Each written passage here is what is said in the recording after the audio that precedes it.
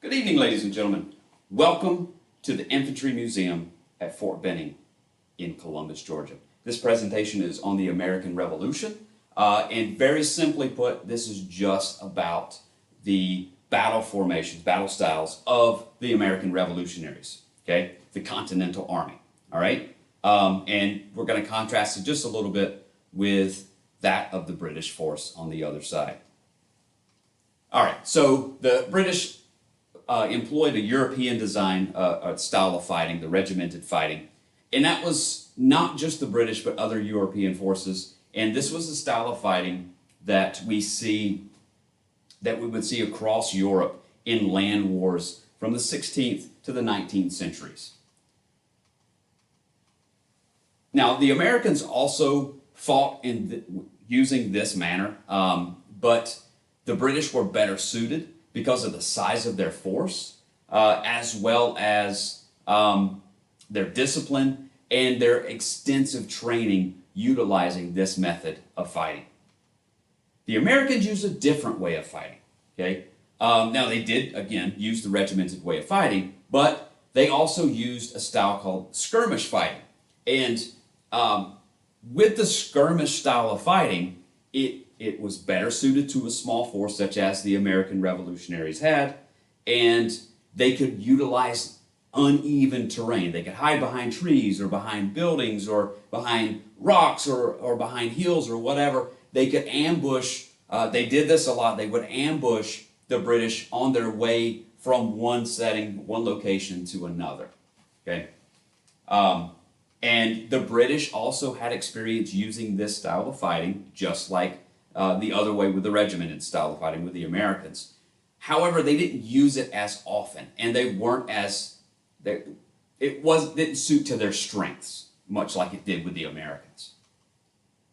All right, so we start in Lexington and Concord in Massachusetts. This British force is coming from Boston, and they're met with some resistance in Concord, and during an intense face-off, it's like nobody's moving, and all of a sudden this flash in the pan shot, this dummy round is fired from the militia side, and the British respond with several shots. 8 people die, 1 British is wounded, and then the British celebrate and they head towards Concord to try to get rid of some of the militia stores there of ammunitions and arms and stuff. When they get to Concord, there's nothing really there by way of ammunition. There's no resistance there, so they were expecting another militia there. Basically, they were expecting a militia anywhere they went, and they get there, there's no resistance. So then they leave Concord, they head towards Boston. Okay, they return to Boston, and on the way, they find out where those militiamen are. Okay, because word had already gotten around from Lexington, and these militia, they were able to gather about 5,000 militiamen to hide in the woods along the route, and then we start to see that skirmish style fighting. They're shooting their American long-range rifles, experienced hunters just picking off the British troops just along the way. Okay, and this is what we were talking about with the skirmish style, the guerrilla tactics that they were using during that guerrilla warfare tactics. And the British suffered almost 250 casualties with 73 dead among those. Okay, like I stated before, the American long rifle was a new tool that was being utilized in warfare. Spiral grooves inside the barrel would cause the projectile to spin, which would straighten it, and you could fire more accurately over longer distances. You couple that with the fact that the Americans were experienced hunters living in the wilderness, used to bringing down large game in the colonies. So those were the people who were firing at the British. And not just the gentlemanly way of firing at the British infantry, but the ungentlemanly way of firing at their leaders, their captains on horseback, their mounted leaders. Okay, And some of the American keys to victory here, and they utilized these almost perfectly. Now it took a little while because they weren't perfect with everything, and they weren't necessarily well trained or well organized. Of course, Washington was able to get them together, but some keys to victory that helped them.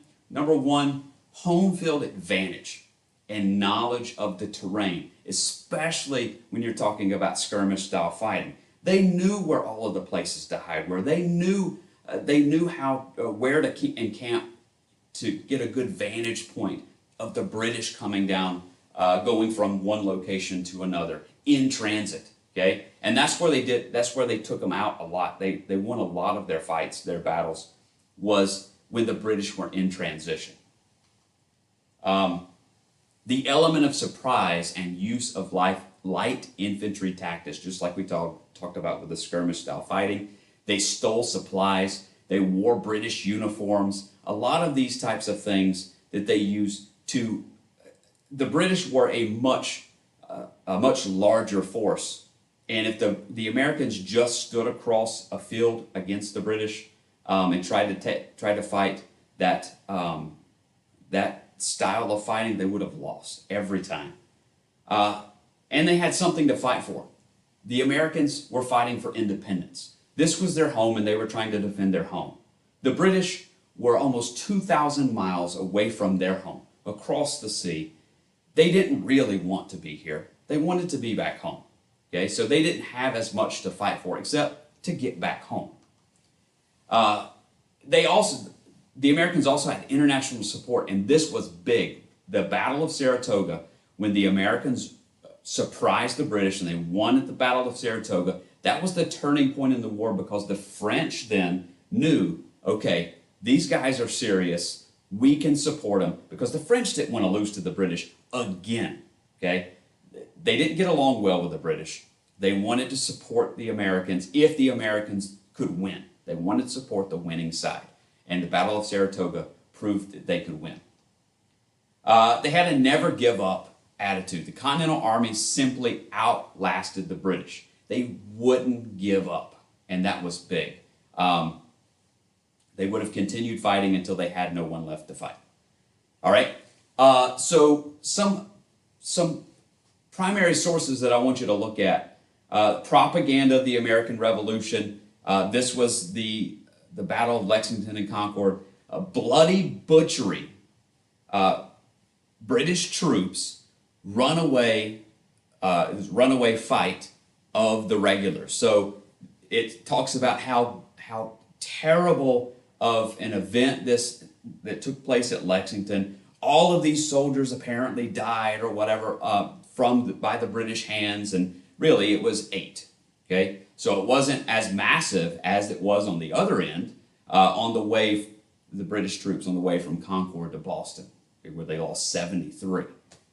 All right. On the other side, we had a response by British propagandists as well, that the British just showed up in Lexington they just were going to check things out, just to check things out, not really anything serious or really anything big or important. They're not going to actually fight. Yeah, they ended up firing on a group of people who didn't fire at them, and ended up killing 8 of them. But yeah, they were just going to check things out. That's it. And they started getting fired on. According to them, this is their account, they were fired upon first, and they were just returning fire.